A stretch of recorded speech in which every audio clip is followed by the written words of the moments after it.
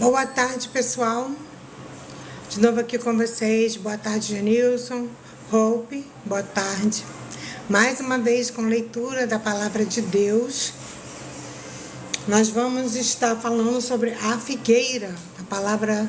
A parábola da figueira estéril, né? Muito conhecida, muito lida, muito interpretada nas assembleias, nas igrejas e até fora dela, né? Quem nunca ouviu falar da figueira que Jesus amaldiçoou? Vamos tentar entender alguma coisa sobre o que Deus fez ali, o porquê da maldição na figueira. Então está escrito em Lucas 13, versículo 6. Mas antes de começar a ler, vamos pedir a Deus entendimento da palavra. Porque a palavra de Deus, ela é maravilhosa. O que eu vou entender é diferente do que outros irão entender.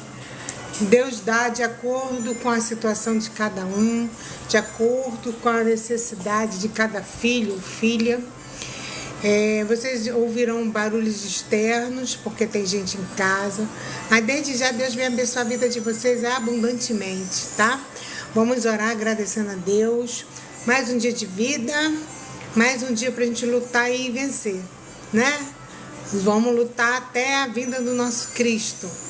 Senhor Deus, amado Pai, obrigada pela oportunidade, Senhor Jesus Cristo, de estar sempre na Tua presença. Usa-nos, Senhor, nos faz canais de bênçãos para a vida de outras pessoas. Perdoa nossos pecados, Pai, e obrigada pelo Teu sacrifício na cruz. Senhor, será lida a parábola da figueira estéril, que o Senhor vai falar a cada coração de acordo com o seu querer, de acordo com a sua vontade. A semente será jogada, Senhor. Use-as.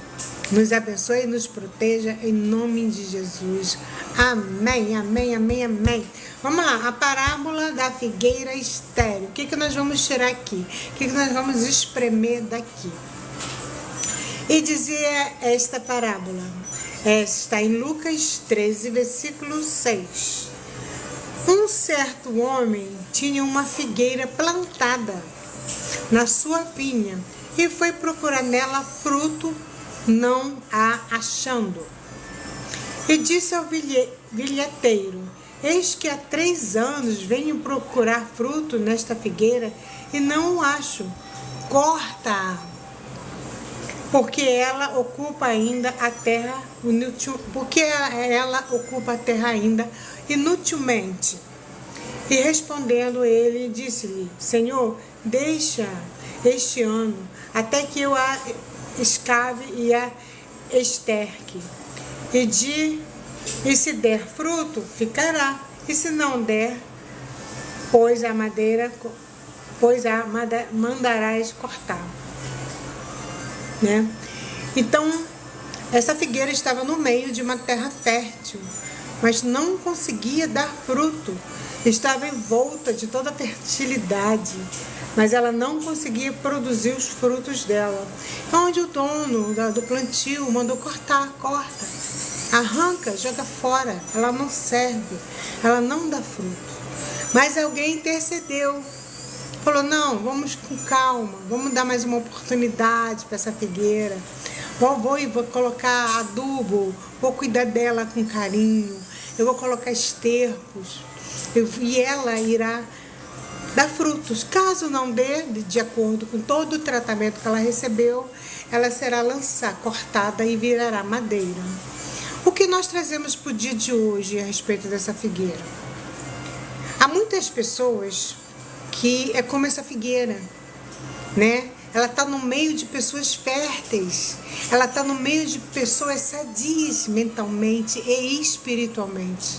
Ela nasceu em berços evangélicos, ela conhece a palavra de Deus, ela tem conhecimento do bem e do mal, ela sabe o que ela pode produzir de bom e de ruim na vida de terceiros. Ela está ali junto com pessoas que querem saber da palavra de Deus, né? Como o joio e o trigo, tá tudo misturado. Só que essa figueira, ela estava num plantio e o dono dela achou melhor cortá-la porque ela achava inútil. Quantas são as pessoas que recebem carinho, que são acolhidas com carinho, tanto dentro das igrejas como dentro das nossas casas? Quantas são as pessoas que nós acolhemos, colocamos debaixo do nosso braço, que nós damos carinho, damos proteção, damos comida, damos água para essa pessoa crescer? Vamos usar isso aqui como pessoa, a figueira representando uma pessoa. Quantas são as pessoas que são tratadas dignamente? Quantas são as pessoas que você dá oportunidade, que você acolhe, que você dá o melhor da tua terra para essa pessoa ficar? Você aduba, você trata da saúde física e mental, só que ela não produz. Ela não produz. E chega uma hora que tudo cansa, tudo é cansativo. E aí você olha e fala, isso não tem jeito. Essa pessoa não tem jeito. Está muito tempo aqui na igreja. Ela não aprende, ela não muda os modos dela, ela está envergonhando o Evangelho de Cristo. Então, porque está dentro da igreja e não produz fruto, nós podemos colocá-la para fora? Nós temos o direito de colocar qualquer um para fora, porque a pessoa não dá fruto, está 10, 20 anos dentro de uma igreja, parada. Todo dia ela recebe o alimento que é a palavra de Deus, todo dia ela recebe acolhimento do próprio Cristo, mas ela não consegue evoluir espiritualmente, ela não consegue evoluir na sua vida espiritual, ela está sempre triste, deprimida, muitas vezes colocando a culpa em Deus. E por causa disso nós vamos colocá-la para fora? Porque ela está lá no cantinho, no último banco, há 10, 20, 15 anos. Nós vamos desprezar essa pessoa porque ela não dá fruto, porque ela não testifica o nome de Jesus, porque ela não faz parte de nenhum grupo da igreja, ela não se envolve no evangelismo, ela não ajuda em nada, ela simplesmente está lá cumprindo uma rotina religiosa. Nós podemos jogar essa pessoa fora? Nós podemos pegar uma pessoa que não produz nada, só senta no banco, assiste o culto, vira as costas e vai embora? Podemos jogar fora? Você já parou para pensar no que essa pessoa pode estar passando? Tem muita gente deprimida dentro das igrejas. Tem muita gente calada, recebendo um pão diário. Muitas vezes até participando de Santa Ceia, se alimentando do próprio Cristo. Mas ela está triste, ela está oprimida, ela tem problema espiritual. São quantas as pessoas que têm problemas espirituais e não conta por causa do julgamento do irmão? Quantas as pessoas que têm problemas de perseguições estão sendo atormentadas por demônios, mas elas não vão contar na igreja, porque ela tem 5, 10, 15, 20, 30 anos de igreja e ela não quer se expor. É melhor guardar esse mal que está atormentando a vida dela, porque o irmão, as árvores ao redor, julga. É implacável a opinião de um irmão contra o outro irmão. Tais são aqueles que não conseguem, tantos são aqueles que não conseguem retornar para Cristo por causa do julgamento. Eu conheço um monte de ex-crente, um monte de ex-obreiros, não voltam para o adubo do Senhor, para a terra fértil do Senhor, por causa do julgamento dos homens. Ah, tá vendo ali aquele demoniado? Voltou para a igreja. Mas não vai durar muito tempo entre nós.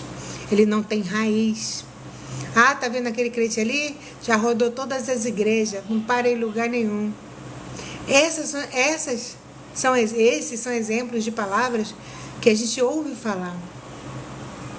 A gente não deve acolher aqueles que estão chegando na igreja. É muito lindo, né? Irmão, seja bem-vindo, né? Aquela musiquinha, e depois, tchau, irmão. Vire-se. Nós temos que Cuidar dos irmãos que estão chegando e aqueles que estão permanentes. De que adianta você cuidar daqueles que estão chegando com o maior carinho, o maior conchego, né? Dando um fruto bom, dando atenção, abraçando, estou aqui para o que você precisar.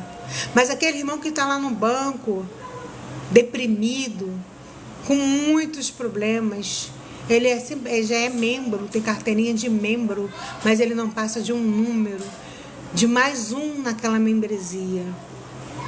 Você está cuidando do teu irmão, você já parou para pensar que o teu irmão está triste? O porquê está triste? Se somos o corpo de Cristo e temos um único Espírito, que é o Espírito Santo de Deus, por que não compartilhamos da mesma alegria? Por que não cuidamos um do outro como Deus manda? É muito mais fácil botar para fora ou deixar ele ir. Tem muito irmãozinho que termina o culto, vai embora e não volta mais. E ninguém o visita. Porque vão falar, tem muito tempo de evangelho, saiu porque quis. Ninguém sai da presença de Deus porque quer. Todos nós sabemos que existe um plano satânico para nossas vidas. Satanás planeja o mal para nossas vidas todos os dias. E um dos objetivos deles, o maior dos objetivos, é tirar o cristão da presença de Deus.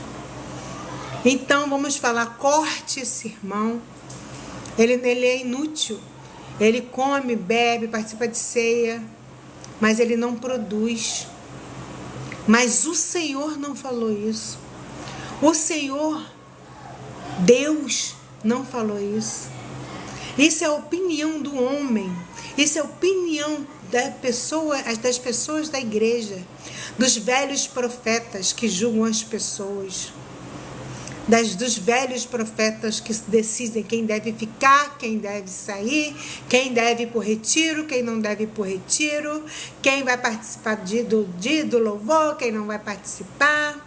A capacidade de cada um é Deus que escolhe. Quantas pessoas estão com seu ministério extremamente preso, amarrado por causa de doutrina de homens, né? Quantas pessoas saíram da igreja e ninguém foi atrás? Quantas pessoas ficaram enfermas e ninguém visitou? Eu conheço um monte. Por que você acha que está dentro da igreja, pregando o evangelho, cantando, participando de um louvor, sendo um levita? Essas atitudes como responsabilidade de uma igreja, porque acha que isso vai te levar ao céu? O que importa na igreja é a alma das pessoas.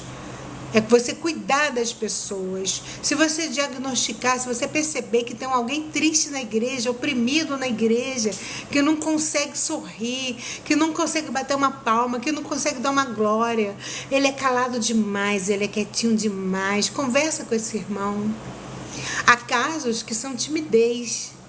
Mas quem está em Cristo, quem tem o Espírito Santo, não há mais espíritos de timidez. Eles dão um louvor, ele canta um louvor, ele participa, ele se levanta na hora da palavra. De alguma forma ele interage, porque ele tem o Espírito Santo de Deus. Mas o homem que aponta, você não serve, não está no teu tempo de ser obreiro ainda. Não está no tempo de você ser levantado diácono ou diaconisa. Não é o tempo de você participar das coisas de Deus, porque você não está pronto. Quem é um homem que pode dizer isso, se ele não está dentro da alma dele? Ele está vendo o externo, mas o interno, quem vê é o Senhor. Quantas pessoas estão frustradas com seus ministérios amarrados, porque o homem acha que ele não está pronto. Quem convive com ele dia a dia é Cristo. Cristo é que vê a oração, que ouve a oração. É Cristo que vê o joelho no chão. Você está lá. Você está lá. Você sabe pelo que esse irmão está passando. Você convive com esse irmão, você conhece a batalha espiritual desse irmão, você por acaso sabe se esse irmão está passando a necessidade, se esse irmão tem o que comer. Muitos passam fome, mas vão lá, botam sua roupinha e vão adorar a Deus quietinho. E poucos são aqueles que falam, poucos ou raramente são aqueles que falam: o que está acontecendo contigo, meu irmão? Em que posso te ajudar? Não. Ele está ali há muito tempo, né? Ele tem que dar o jeito dele. E outros, pior, quando o irmão vai contar a situação dele: eu estou passando por problema X, eu estou passando por dificuldade financeira, eu estou com problema espiritual. Aí vem o pastor, taca ali um envelope na mão e fala: haja sua fé, faça um sacrifício de oferta perfeita. Venda o que você não, o que você tem na tua casa para você vender e botar no altar de Deus. Barganhando as graças do Senhor. Deus deu os dons de acordo com a capacidade de cada um que o busca. Quanto mais você busca, mais o diabo também tenta te derrubar. Quanto mais unção você tem, mais Satanás peleja contra a tua vida. Você ainda tem essa tua guerra espiritual, agora você tem tua guerra dentro da tua igreja e dentro da tua casa. Porque a pior guerra não é no mundo, é dentro da tua casa. É ver quem você é, qual é o teu caráter de cristão quando você não está dentro da igreja. E o homem fala: corta, corta, corta. Eu vou contar um acontecimento da minha pessoa.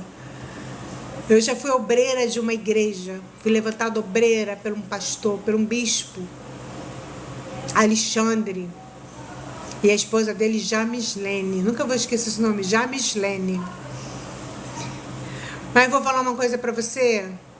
Aos quatro primeiros anos eu andei direitinho na linha. Quando eu comecei a ver o que acontecia nos bastidores da igreja, eu falei: então pode? Então um viozinho pode? Ah, tá, bebê, mas não embriagueis. Ah, tá, eu posso participar de uma fogueira santa, eu posso vender minha televisão, meu micro-ondas, minha geladeira, eu posso deixar minha família passando necessidade desde que eu cumpra um voto como obreira, porque se eu não cumprir um voto como obreira, eu sou obreira de Satanás. Já ouvi isso daí dentro de igreja. E aí eu comecei a levar: é desse jeito que funciona? Então eu vou fazer do conforme a maré vai. Já que não leva a palavra de Deus a sério, virou bagunça. Virou bagunça. Aqueles que realmente querem Cristo, que querem aquela terra fértil do Senhor, a terra é barganhada, a terra é vendida. Se você quer uma bênção, uma cura, se você quer uma libertação, atrás da tua libertação veio um preço, um propósito. Quanto mais enfeitado o pavão, quanto mais a música for triste, quanto mais o apelo for choroso, pior é o voto. E fica todo mundo se olhando. Quem é o primeiro que vai levantar para pegar o voto? Tem que ser o obreiro. Porque o obreiro tem que ser exemplo. E às vezes o obreiro não tem nem o que comer. E quando o dono da terra percebe que ele não dá o primeiro voto, não dá o segundo voto, não dá o terceiro voto, ele não quer saber se o obreiro está passando por escassez. Ele corta o obreiro. Ele bota o obreiro no banco, do banco ele bota para a rua. Mas Deus, momento nenhum, falou que ele era inútil. Quem fala que as pessoas são inúteis, demoniados, ex-obreiros, incapacitados, isso é voz de homens que se consideram ungidos, representantes de Deus aqui na terra. Tanto é que existem muitos sem ter vontade de voltar para a igreja, porque as igrejas viraram escândalo. As igrejas estão escandalizando. A pior coisa do mundo é profetizar. É ir para falar de Jesus para as pessoas é fácil. Porque Deus é amor e tem solução para todo mundo. O problema é indicar a igreja. Qual igreja eu vou indicar? Sabe o que eu falo? Procure uma igreja perto da tua casa, faça uma visita e se você gostar, você fica, mas nunca olhe para o homem. Porque se você olhar para o homem, se você olhar para as pessoas, você vai cair. Porque o que mais, a minha primeira decepção dentro de uma igreja foi quando eu larguei o terreiro, eu tinha um terreiro, a primeira vez que eu fui para uma igreja, eu achei que todo mundo fosse santo. A minha concepção, nunca tinha ido uma igreja evangélica. Eu achei que ali ninguém mentia. Gente, é o povo santo de Deus. Olha como é que eu fui ignorante, tola. Olha, eu pensei assim, gente, é o povo santo. É o povo que prega a palavra de Deus, fala de amor, fala de perdão, fala de salvação. É um povo que fala de Deus. Me deparei com fofoca, com panelinha dentro de igreja. Quem é mais achegado ao pastor vai pro retiro, pega o melhor quarto lá do sítio. Quem não é chegadinho a pastor pega o pior, pega o quartão onde está misturado todo mundo, criança não dorme, os mais idosos não dormem. Quanto mais você é próximo do pastor, melhor você será tratado. Você terá oportunidade como levita, você terá oportunidade para falar. Agora, se você é tímido, não fala nada, fica no teu canto, você nunca vai passar disso. Eu conheço pessoas anos dentro da igreja, é simples membros, porque ele não tem dinheiro. O que vale hoje é o dinheiro. É o dinheiro. Tanto é que nós temos exemplo na Bíblia da viúva que deu sua única moeda. Vieram reis e reis, tornaram fortunas aos pés do Senhor, deram o que tinham e o que sobravam para Deus. E uma viúva poderia guardar aquela moedinha, era a única moedinha, ela poderia até comprar um pão, mas de repente no interior dela ela pensou, eu não tenho nada, mas o que eu tenho eu vou dar ao meu Senhor. Ela deu uma moedinha e foi a oferta mais valiosa. O irmão que não tem uma moedinha para dar, o irmão que não tem uma boa roupa para ir para a igreja, quando o irmão repete roupa, todo mundo nota. Aquele irmão, aquele que vem sempre com a camisa azul, aquela camisa, aquela calça jeans, aquele irmão que vem de chinelo para a igreja. Está todo mundo olhando o externo e Jesus só observando. Vocês pensam que vocês vão passar batido?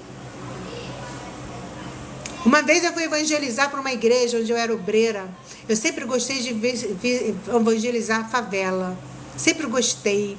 Eu sempre gostei de ir para os meninos que estavam no tráfico. Sempre gostei. Isso era meu. E daí eu estava no terreiro. Eu gostava de falar para eles saírem daquela vida. Eu fui para o satanismo. Eu falava para ele, sai dessa vida, isso aí não vai levar vocês a nada. Eu sempre dei bons conselhos. E uma vez eu passei a tarde inteira de uniforme de obreira, eu e outra obreira. Passamos a tarde inteira evangelizando um monte de adolescentes no tráfico. E um falou assim, de tanto evangelizar, ele falou assim para mim, Dona Cris, ele me chamava Dona Cris, por consideração, senhora, eu vou fazer uma visita à sua igreja. Eu fiquei tão feliz. Gente, a minha alma, se eu fiquei feliz, imaginem Jesus. Eu vibrei. Só que ele tinha 2 chifres, ele botou 2 chifres aqui. Ele era todo tatuado, porque a tatuagem hoje até que tá legal, né? Mas bota de 30 anos atrás, quem era tatuado era visto como viciado. Eu sei porque eu fiz. Então ele tinha um chifre aqui e um monte de monte de tatuagem. E ele falou, Dona Cris, eu vou assim mesmo, tem algum problema? Eu falei, não, pode ir do jeito que você tá. Vai do jeito que você tá, Jesus vai estar lá te esperando. Gente, eu passei a noite sem dormir, sabe? Aquele homem que está anos e anos no tráfico, vai levar os coleguinhas dele para assistir o culto.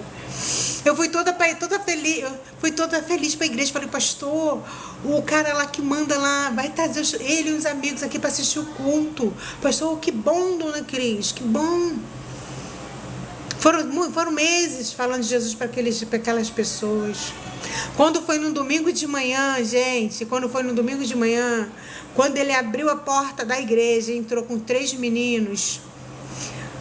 Olha, Eu nunca chorei tanto na minha vida. Aliás, chorei depois que me fizeram maldade comigo dentro da igreja. Mas foi a primeira vez que eu chorei muito dentro da igreja. Aliás, eu já chorei muito dentro de igreja. E a primeira atitude do pastor mandou guardar tudo que estava no altar. O teclado, a bateria, o microfone, tudo. As pessoas, quando viram aquelas pessoas entrarem na igreja, elas sentiram medo, achavam que iam ser assaltadas pela aparência delas, porque elas tinham chifres, elas implantaram chifres, elas tinham o diabo escrito no corpo, elas eram adoradoras. Quem somos nós para julgar? Quem somos nós para falar que... Qual o problema? Que é tatuar Satanás? Gente, não é certo. A Bíblia fala sobre isso. Mas você quer? Faça. Não fica impedido, porque o homem vai te apontar. E aí a igreja temeu. O pastor achou que ele ia assaltar a igreja. Ele percebeu aquele alvoroço, aquele obreiro correndo para lá, obreiro correndo para cá. Ele sentou no último banco, marcou 10 minutos. Aí ele me fez assim para mim, ó, me chamou. Olha, a minha cara rachou de vergonha. Rachou de vergonha. E ele falou: Dona Cris, muito obrigada pelo convite. Muito obrigada. Mas a senhora viu como nos tratam. Eu nunca mais volto nesta igreja. Olha, gente, se eu pudesse, teria me ajoelhado aos pés daqueles homens, pedindo perdão pela atitude do meu pastor. Perdão pela atitude dos obreiros. E de que adianta você evangelizar? Mandar, nós vamos evangelizar. Jesus veio para todos. Vamos evangelizar os homossexuais, que são homens, são pessoas de Deus, tá? Deus andou com todos. Deus andou com prostituta, Deus andou com ladrão. Tinha homossexual, sim. Na época da Mesopotâmia, na época do Egito, tá? Sodoma e Gomorra era assim. Tem seus homossexuais, sim. E quem somos nós para dizer que aquele homossexual, que aquela prostituta, que aquele ladrão ali não pode participar de nada que venha de Deus? Quem somos nós para falar isso? Quem é um homem que pode acusar, dizendo que aquela pessoa vai para o inferno porque não está numa conduta cristã? Quem vai salvar aquela pessoa é Cristo, o pastor, não é você. Eu tenho muitos amigos sexuais. Eu vim do satanismo, eu vim da quimbanda, eu vim da magia negra. Tenho muitos amigos e não desrespeito nenhum. E como cristã, eles entram sim na minha casa. E eu quero ver quem é o pastor ou qualquer ungido aí do Senhor que vai dizer que eu estou errada. Cristo veio para todos.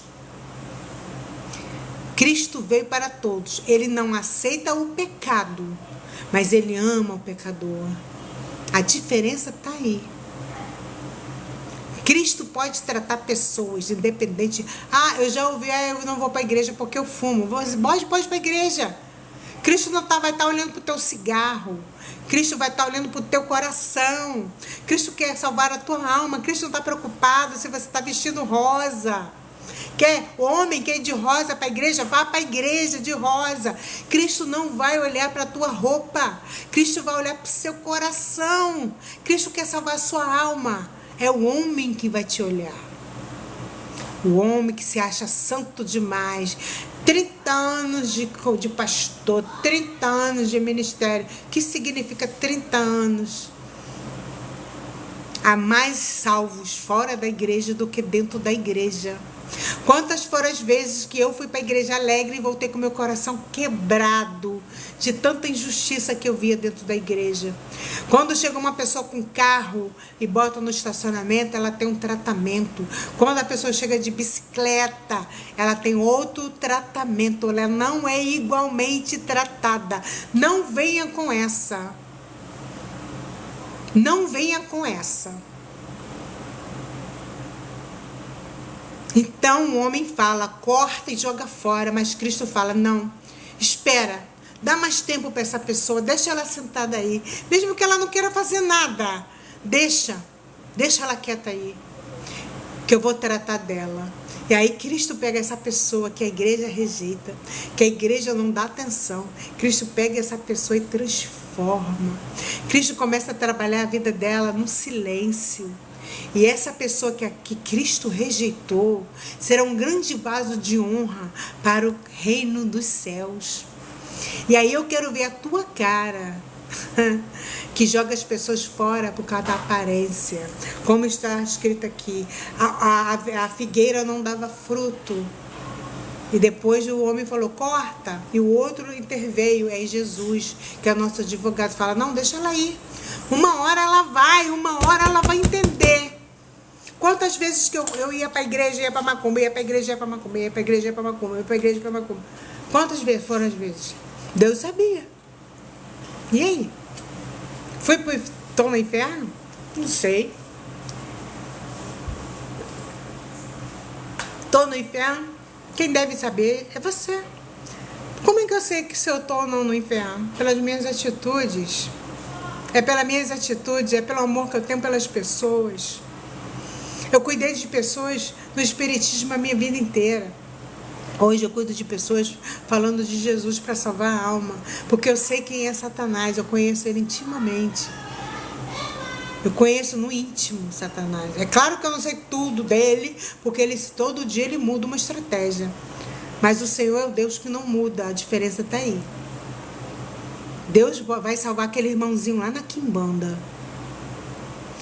Tem um satanista lá, poderosíssimo. Deus vai salvar ele, porque Deus ama.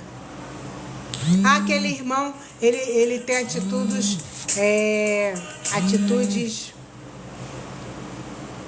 ela gosta de mulher, ela gosta de homem. Deus vai salvar essa pessoa, porque Deus limpa.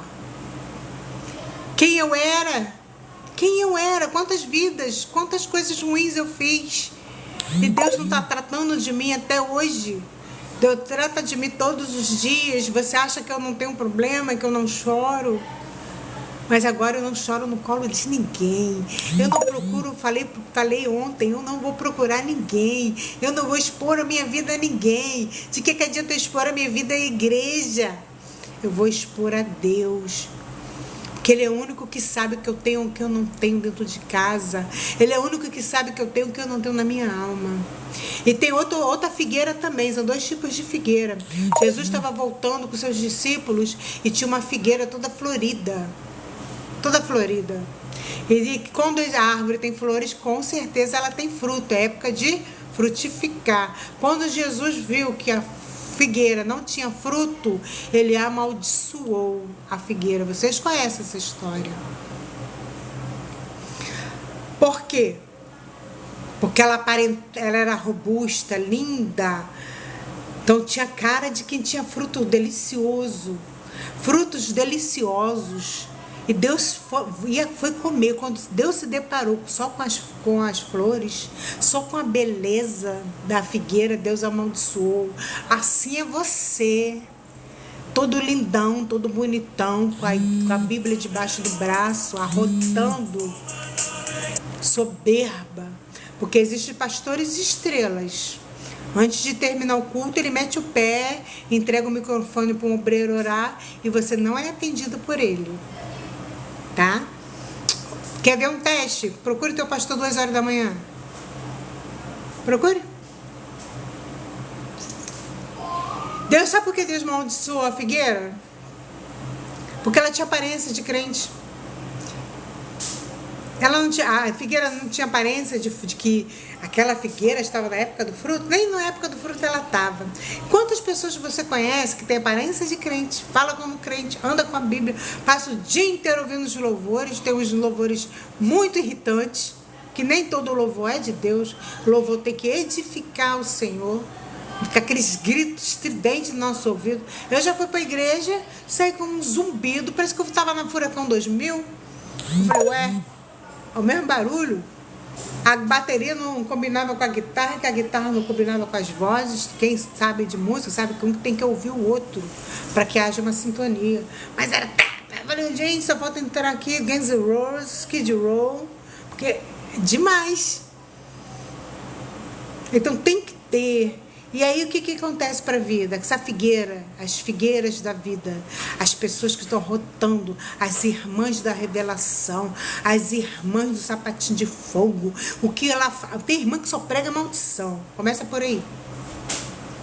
Tudo dela tem uma sepultura aberta, eu tô vendo uma sepultura aberta, tô vendo uma sepultura... Ué, irmã, eu tô meio escaldado, como eu vim como eu era vidente, clara vidente, e tô entrando no evangelho agora, eu não tenho nem 40 dias, ainda tô nesse processo de entender revelação e sapatinho de fogo. Mas fala pra mim o seguinte, por que a pessoa só vê sepultura aberta?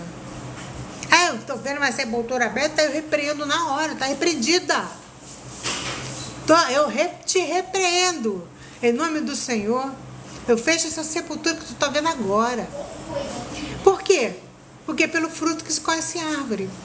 Quantas pessoas que revelam para as pessoas sapatinho de fogo? Bonito, crianças. Mãe, pode me dar a chave ali? Não, não posso.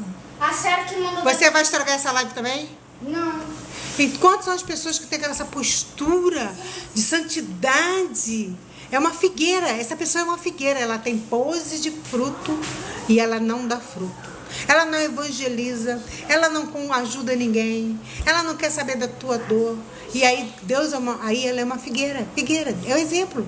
Você pode ser uma figueira, você atrapalha a vida dos outros. Deus não amaldiçoou a árvore figueira.